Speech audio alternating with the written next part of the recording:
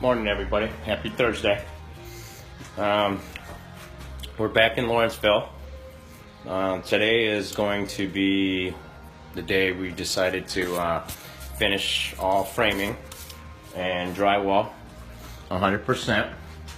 So we're taking out the cubby hole in the bathroom. It was ridiculously close to this suspended sink we have. That's the size of the medicine cabinet that's going there, so those studs have to be cut out and framed. The door openings, you can see I just started tearing out the openings. This moron had the doors too low, of course, so we'd have to cut every single door, which are expensive, and they're replaceable, so once they're cut, the damage is done. But I started noticing, like, the header difference, the heights in the header. I mean, come on, they're the same exact doors, but this one miraculously is 6 inches shorter.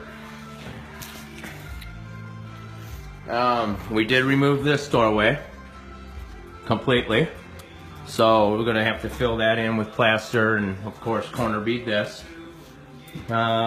This doorway here, you can see the header's kind of tilted, but that's not the worst of it. Apparently, door casing could just kind of tuck into here, go around this, over, go around that, and then back to the wall. I don't know what this whole situation, he left, he somehow managed to get this side pseudo plumb. I don't know. Surprised there's no cardboard shims back here. But there is oh my God, stop the madness. Look what we see. That is actually a wood shim. So we got to see what's happening, because the studs back then were actually 4 inches versus 3.5. So nominal size, actual size, and you can see they're all rough cuts. So you know this is an old house. We're gonna have to find out what we're doing with the door jambs. I'm almost positive that the investors did not take that into consideration. So once again, it'll fall onto me to fix it with no extra pay, by the way. I work for free and peanuts. Ash and Tortoise closet out. We're gonna move that cubby hole that was in the bathroom over to here. And here's the old studs again. Yeah, that's some beautiful framing. Guess they didn't know what they were doing back then either. But not to worry, I got an S on my chest today, and the wind is definitely in my back, so I'll probably end up blinded by my cape flopping me in the face. I know the drywall dust is killing me. So we're gonna fix that, all that up here today. And if you look down this wall, you see it? There's about 1.5 inches difference from this corner to that one. But I mean, other than that, it's perfectly straight. So once we get all this framing done, doorway openings mostly in that cubby hole, I did fix this snafu he had going. He had a big chunk of wood hanging down here, and he didn't know what was going on. We somehow gotta come up with how we're gonna finish this corner, since the dude didn't take into consideration where these steps on this spiral end. Drywall has to finish somehow, so we'll figure that out. 45-degree inside corners were not his forte. Well, nothing that he did was his forte. You can see our stairwell, nice and straight, flat, corner beaded everywhere it's supposed to have corner bead.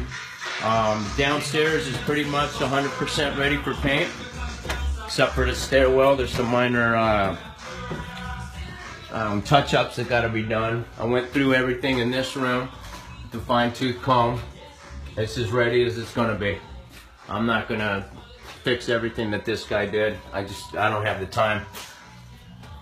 I have a life that I got to get back to. We got the underside of this, one more coat.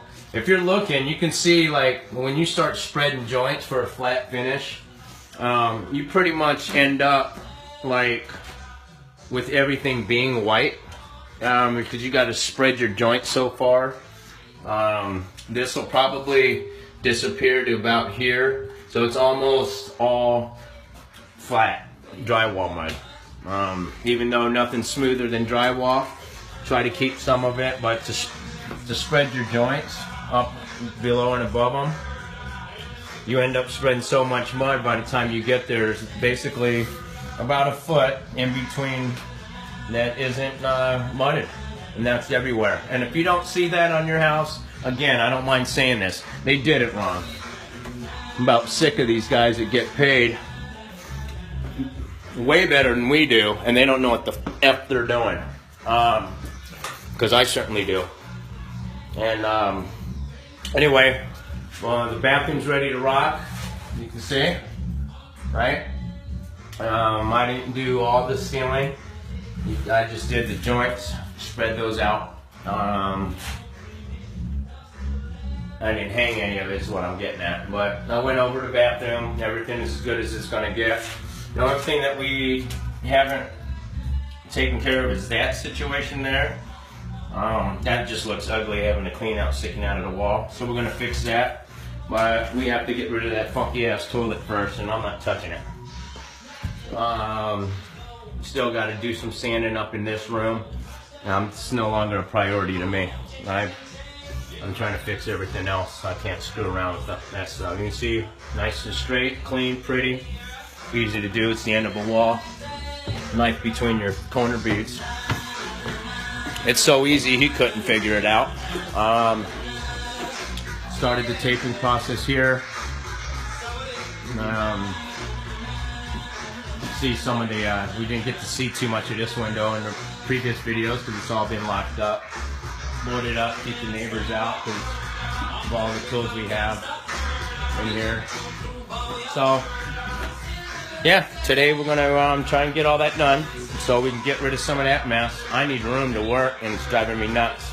I mean, I gotta move 10 things to get to one and then move them back to, you know, get to the next deal. Like, I have to pretty much empty out that room just so I can finish it. And hardly anything in the way. Nope, nothing at all. So by the time I do that, I'll be wore the hell out. And, hey, why aren't you getting done? Well, I don't know. I've been jockeying the house from one side to the other. It's stupid. Those things there, called drywall buckets, mud, probably the only finished thing that should have been in this house. But when you get an inexperienced builder that doesn't know what the hell he's doing, now you got to move cabinets out of your way 50 times. So you risk ruining them. You're wasting your time. You're wasting your energy. And it's just plain ignorant. But people don't know what the hell they're doing.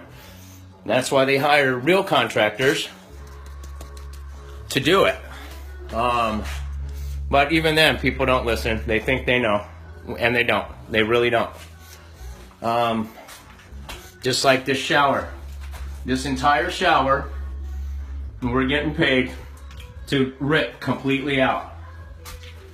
Somebody actually took time to screw this up.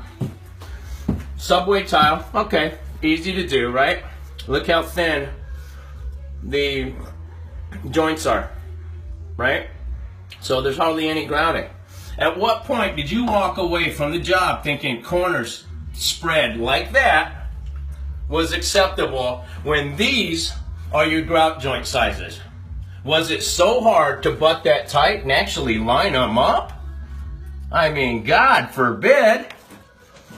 So you do that on both sides. Cardboard shims, 1/4-inch Durock, or hardy board rather, nothing seamed, wood exposed, this thing hanging out, which clearly is designed to run flush, so you tile over the edge of it so it hides the screws. But oh no, we're going to have that sticking flat out like that on the outside of the tile, so you have a bright yellow, I don't know, canary looking thing. Also, the floors slope the other way, not to mention there's penetrations throughout the pan The corners aren't seamed or taped or sealed. So that's nothing but an entire leak. So basically this entire shower is a sieve.